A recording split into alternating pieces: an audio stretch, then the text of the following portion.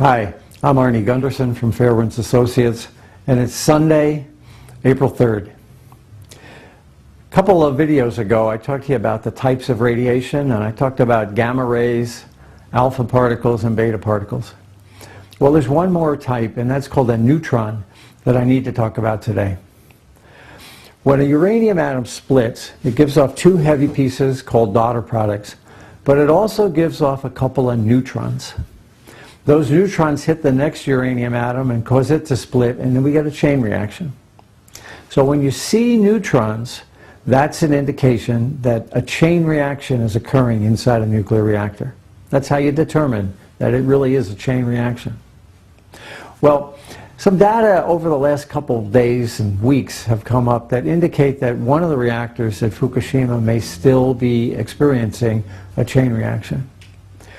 First off, there was a report in one of the English-Japanese papers that discussed neutron bursts being detected about a mile away from the reactor. Now that got my curiosity because when I was a startup engineer back in 1974 on Millstone 2, we had neutron problems, and we were actually detecting neutrons at the guard shed at the fence boundary. So I know that nuclear reactors can emit neutrons, and they travel a long way. In and of itself, that report wasn't enough, and it was the only paper that covered it. Well, this week, a prestigious scientific paper came out, and it talked about the discovery of a strange isotope called chlorine-38. Chlorine-38 doesn't exist in nature, and it comes from chlorine-37 absorbing a neutron. Well, chlorine-37 is in seawater, and seawater is inside the nuclear reactors. So this paper postulated that we had a chain reaction going on in one of the Fukushima reactors, and it was turning salt water into chlorine-38. Again, it wasn't definitive.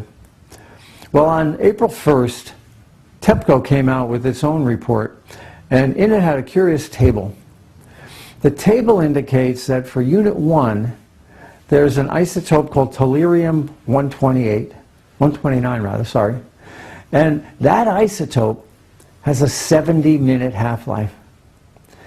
Well, that can only exist if there had been a fission in the last half day, because it would have all decayed away otherwise.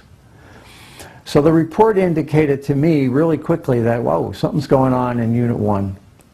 Now, I read the report a little further down, and it also indicated high levels of iodine-131.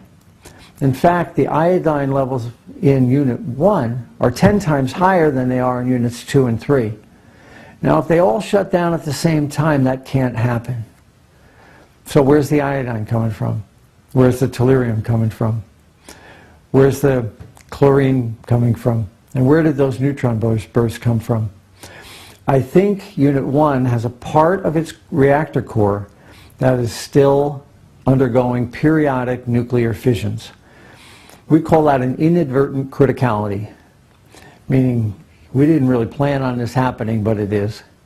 Now, what that means is that, one, extra heat is being generated. Remember I talked about 95% of the heat came from fission and 5% from the daughter products? Well, if fission is occurring, there's a lot more heat in Unit 1 than just from its daughter products. The other thing is a lot more radiation, especially iodine, might be generated. And the last thing, and really the most important thing, is that a lot of neutrons are being generated. Neutrons are incredibly difficult to measure and could be exposing the personnel on that site to doses that they're not aware of. Well, I want to make clear what I am saying and what I'm not saying. I'm not saying that Unit 1 is running at full power, but what I am saying is that a portion of the core is periodically turning itself on without human intervention. How can that happen? Well, as they flood the reactor with water, the chain reaction begins. The chain reaction creates heat, boils off the water, and the chain reaction stops. They flood the reactor, chain reaction begins, boils off the water, stops. So it's possible that a portion of Unit 1's core is turning itself on and off and exposing personnel to neutrons that the dosimeters are not detecting. What this means for TEPCO is that they have to add boron to the water that's going into Unit 1 to stop that chain reaction from occurring. Well, thank you very much. If I hear any more, I will pass it on to you through these videos. Thanks.